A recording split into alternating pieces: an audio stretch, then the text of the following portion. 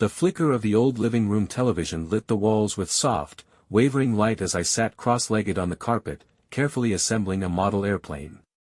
It was a Christmas gift, but not for me, for my sister, Clara. Mom had said, "You can help her put it together. You're good at that sort of thing." She smiled as though bestowing an honor, but it felt like a dismissal. Clara sat on the couch, half-heartedly glancing at the instruction manual before abandoning it entirely to scroll on her phone. "Mom, why does Ethan always get the boring stuff?" Clara asked, her tone casual but edged with complaint. Mom, sitting on the armchair nearby, didn't even look up from her knitting. "Because Ethan's the responsible one," she said, as though that settled everything.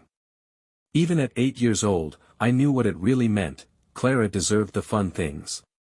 I was supposed to make sure everything else worked. That was the way it had always been. Clara, 2 years younger, was vibrant, the golden child. I was the quiet one who followed the rules. If she made a mess, I cleaned it up. If she forgot her homework, I lent her mine. And when I didn't, on the rare occasions I didn't, I was the one who heard about it. "Can't you be more understanding of your sister? She's younger than you," Dad would say, his voice weary but firm. I wanted to say, maybe she could learn to take care of herself, but I didn't. I knew better than to talk back. Looking back, it's hard to pinpoint when I realized the imbalance was more than momentary. It was as though I was given an unspoken role in the family script, one I couldn't rewrite. But in those days, I accepted it. What choice did I have? That night, after the model airplane was complete and Clara had gone to bed, I stayed up late cleaning the dining table, brushing away the crumbs left from dessert. I overheard Mom and Dad talking in the kitchen, their voices low but clear. "I worry about Clara," Mom said. "She's got such potential, but she just needs more guidance." "And Ethan?" Dad asked. "He'll be fine," Mom replied with a sigh. "He's dependable, but Clara, she's special. She needs us more." Her words hung in the air like smoke.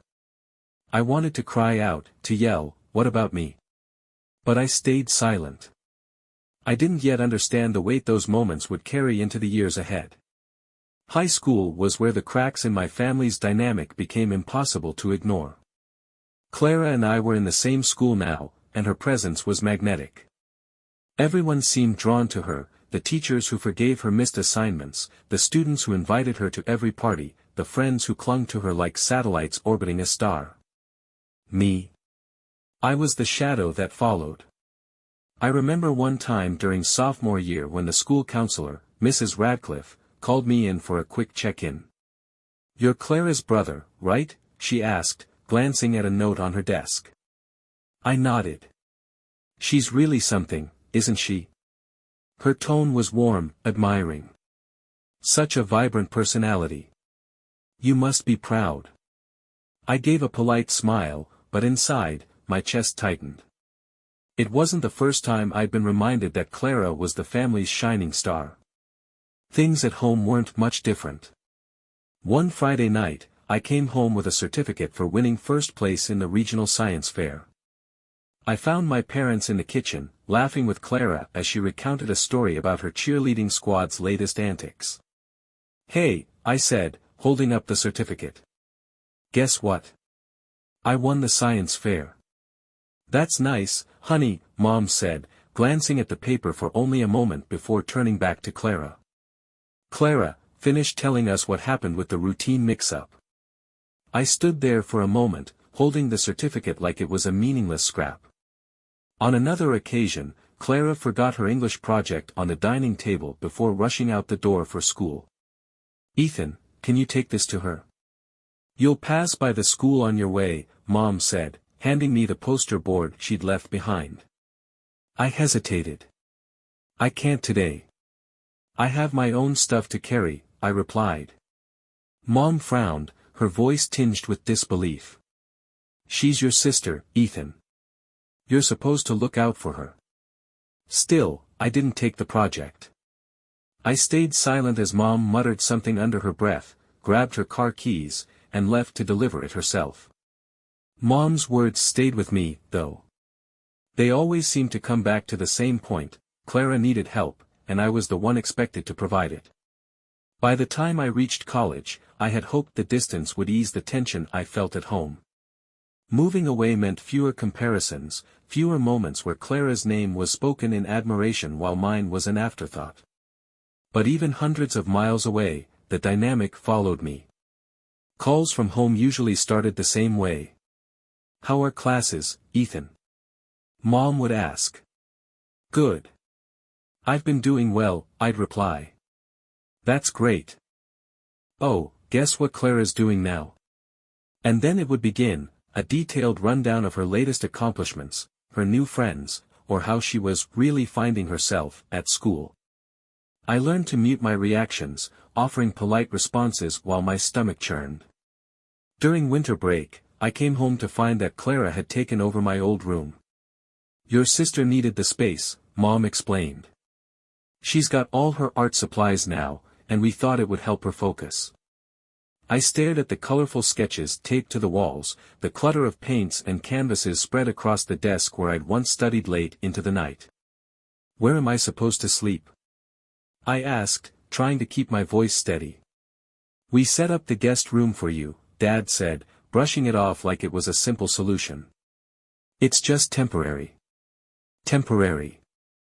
Like so much else, it wasn't about what I needed, it was about what Clara wanted. That break, things boiled over during a family dinner. Clara was recounting another story, this time about her latest art show at college. "I was so nervous, but everyone loved it," she said, beaming. "The professor even said my piece might be included in a gallery next year." "That's incredible, sweetheart," Dad said. "Of course it is," Mom added, smiling warmly. "We always knew you had talent." I couldn't hold back anymore. "And what about me?" I asked, setting my fork down. The table went silent. Mom looked startled, as though the question had come out of nowhere. "What do you mean?" she asked, her tone cautious. "I mean, do you ever notice what I do? Or is it always going to be about Clara?" The words spilled out before I could stop them. Clara frowned. "Ethan, what's your problem? Why do you always have to make things about you?" "I don't," I said, my voice rising. "That's the whole point. It's never about me." Dad sighed heavily, pinching the bridge of his nose. "Ethan, this isn't the time." "When is the time, Dad? When do I get to matter?" The conversation ended abruptly, and I left the table. Later, in the quiet of the guest room, I wondered if speaking up had been a mistake. But deep down, I knew it wasn't. For years, I had bottled everything inside, and now the pressure was finally too much. Returning to college after that winter break felt like a relief. The suffocating dynamic at home was behind me, for a time, at least. I threw myself into my studies, joined clubs, and even took on a part-time job at the campus library. But no matter how much I accomplished, a quiet insecurity lingered. I began comparing myself to others. A classmate's glowing internship offer or a friend's big social media following would send me into a spiral of self-doubt. Was I really doing enough? Was I as invisible to the world as I had been to my family? During one late night in the library, I struck up a conversation with another student, Kara, who worked the same shifts as me. She was different, sharp, direct, and refreshingly uninterested in small talk.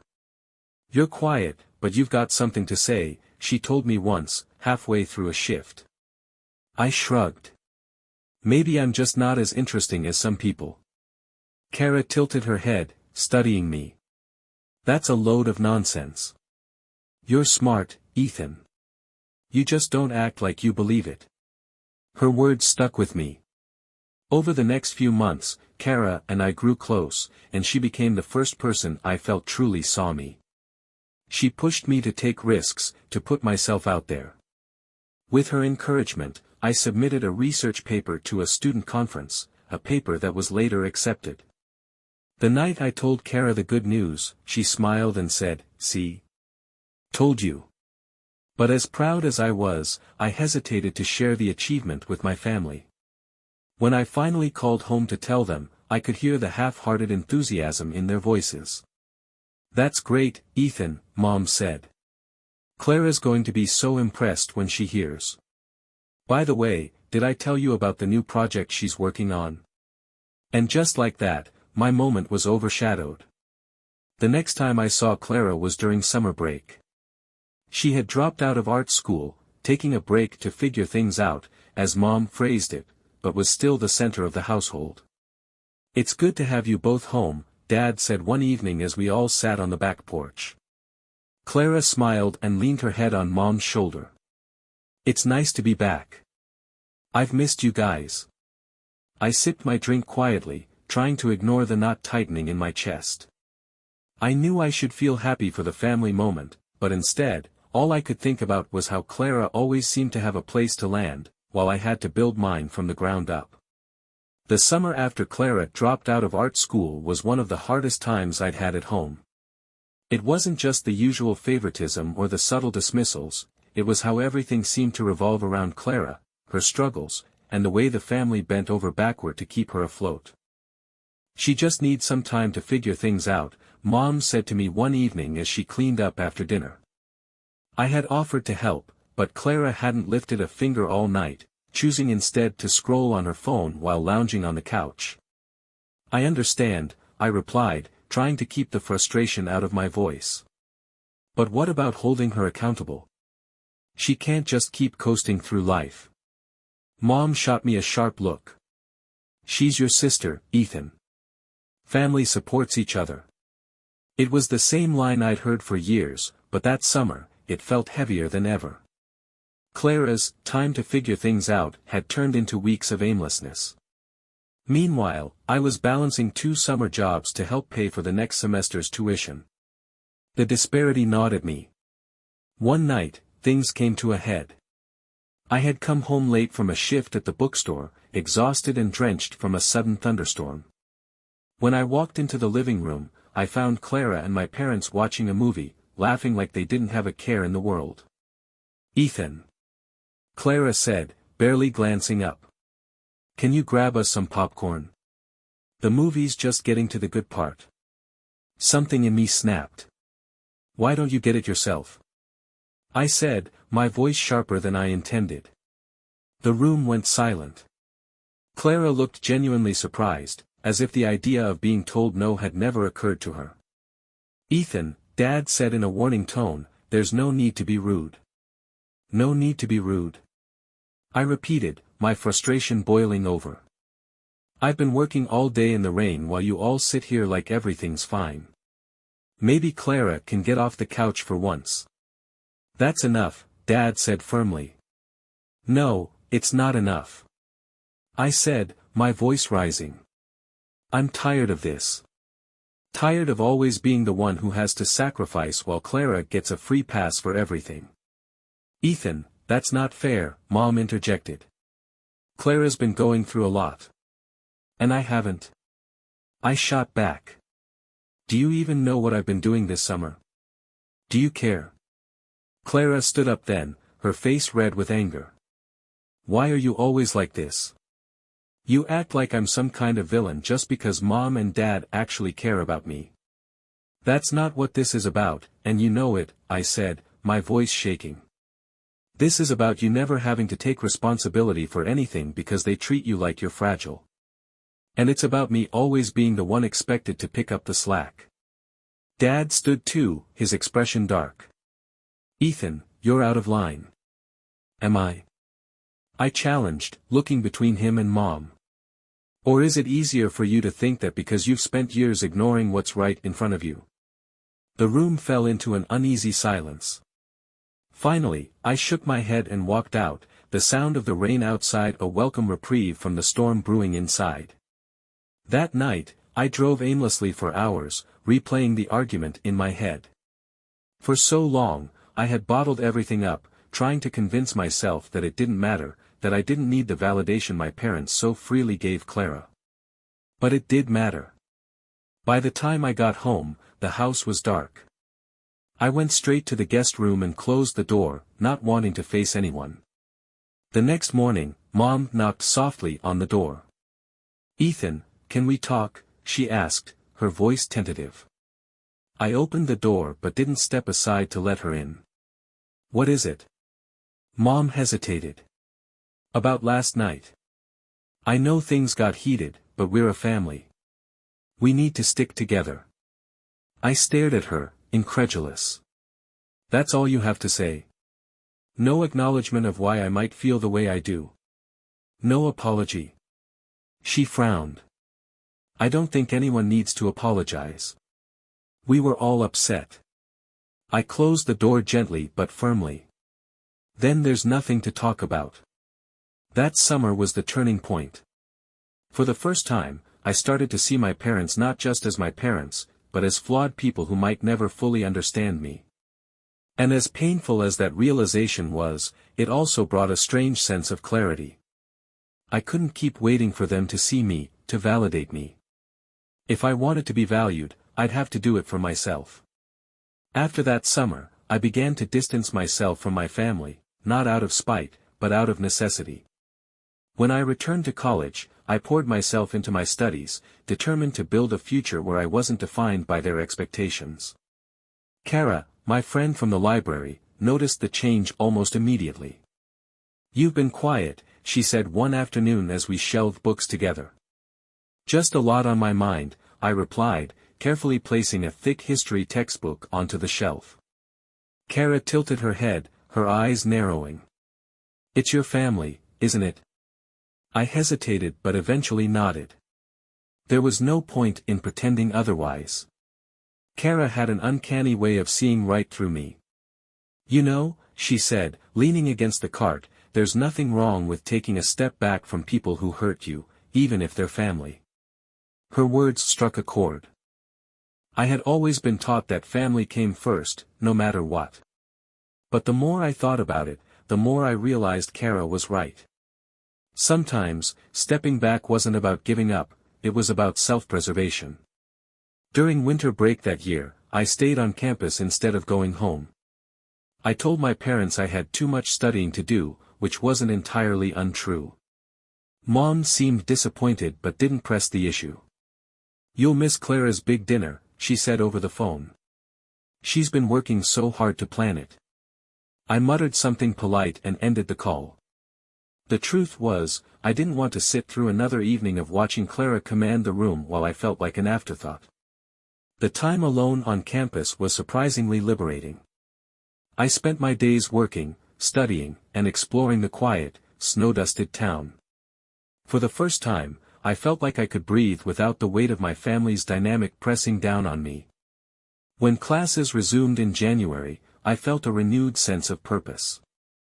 I started volunteering at a local community center, mentoring high school students who needed help with math and science. It was rewarding in a way I hadn't expected. Seeing the kids light up when they finally understood a tough concept reminded me of why I loved learning in the first place. One day, as I was packing up after a session, the program coordinator, Mrs. Alvarez, approached me. "You're good at this," she said with a smile. "Thanks," I replied, a little embarrassed by the compliment. "You ever think about teaching?" The question caught me off guard. I had always assumed I'd go into a research-heavy field after graduation, but the idea of teaching sparked something inside me. "Maybe," I said, though the word felt more like a seed being planted than an answer. Meanwhile, my relationship with my parents and Clara grew more strained. They called less often, and when they did, the conversations felt stilted, as though we were speaking different languages. "You're so busy these days," Mom said during one call. "We hardly hear from you." "I've just had a lot on my plate," I replied, keeping my tone neutral. "Well, don't forget about us," she said, her voice tinged with guilt. But it wasn't about forgetting. It was about finding myself outside of their shadow. That spring, I presented at the student conference where my research paper had been accepted. It was a small event, but standing at the podium and sharing my work felt like a victory. Kara was in the audience, grinning and giving me a thumbs up. Afterward, as I walked back to my dorm, I felt an overwhelming sense of clarity. For so long, I had been chasing recognition from my parents, hoping they would see me as more than the dependable sibling. But now I realized their validation wasn't something I needed to thrive. I could choose my own path, and I was finally beginning to see what that looked like. By the time I graduated, my relationship with my family was teetering on the edge of civility. They had attended the ceremony, of course, but even that day had been overshadowed by Clara. "She's thinking of starting her own business," Mom told me as we sat down to dinner after the ceremony. "Isn't that exciting?" "That's great," I replied, forcing a smile. Mom turned to Clara, who was beaming as she described her plans for a boutique specializing in handmade crafts. Dad nodded along, offering suggestions and encouragement. I sat quietly, trying not to let the sting of being sidelined on my own graduation day show. When they finally left, I returned to my empty apartment, the cap and gown still hanging on the back of the chair. For the first time in a long while, I let myself feel the weight of it all, the years of being overlooked, the constant comparisons, and the quiet resentment that had grown between us like a wall. I realized then that I needed more than distance. I needed to redefine my life on my own terms, away from the shadow of my family.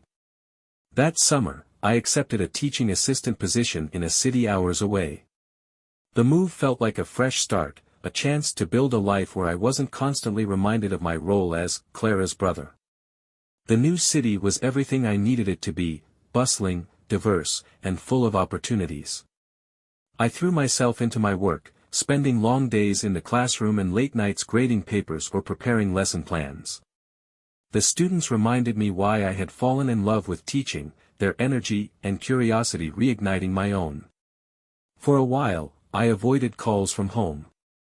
When I finally answered, the conversations were brief and impersonal. "How's the new job?" Mom asked during one call. "It's good." "Busy," I replied. "That's wonderful. Clara's business is really taking off, by the way. She's been getting so many orders." Of course, she was. "That's great," I said flatly, and the call ended soon after. One evening, as I was grading papers in my tiny apartment, Clara called. "Hey, Ethan," she said, her voice unusually soft. "Clara," I replied, leaning back in my chair. "What's up?" There was a pause, and then she said, "I feel like we haven't talked in forever. I just wanted to check in." I was surprised. Clara rarely reached out unless she needed something. "I've been busy," I said carefully.